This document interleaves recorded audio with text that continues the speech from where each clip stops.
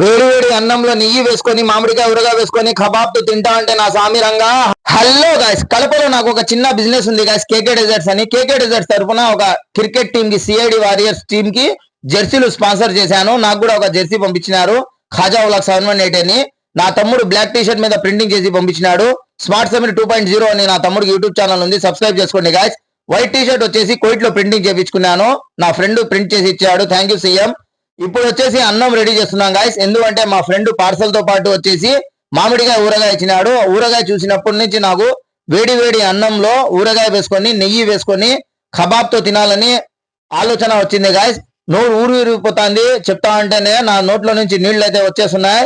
చూడండి guys, white rice అయితే ready చేసేసినాను. వేడి వేడిగా అన్నము, మామిడికాయ ఊరగాయ, నెయ్యి, కబాబు. అబ్బబ్బబ్బా, చూస్తా అంటే ఆగలేకపోతున్నా గాయస్, నోరు ఊరిపోతుంది, నోట్లో నుంచి నీళ్ళు వచ్చేసాయి. అందుకోసమే ఊరగాయ తీసుకొని టేస్ట్ చేస్తున్నాను.